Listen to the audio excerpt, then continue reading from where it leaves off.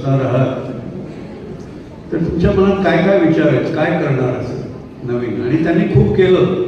राष्ट्रपती म्हणून त्यांनी मेंबर्स ऑफ पार्लमेंट, वेगळ्या वेगळ्या विधानसभेतले विधायक लोक या सगळ्यांची बौद्धिकं सुद्धा घेतली.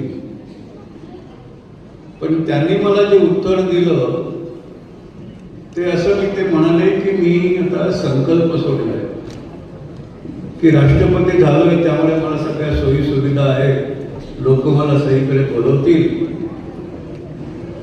तर मी असा संकल्प सोडलाय की एका वर्षात 1,00,000 विद्यार्थ्यांना भेटणार. आणि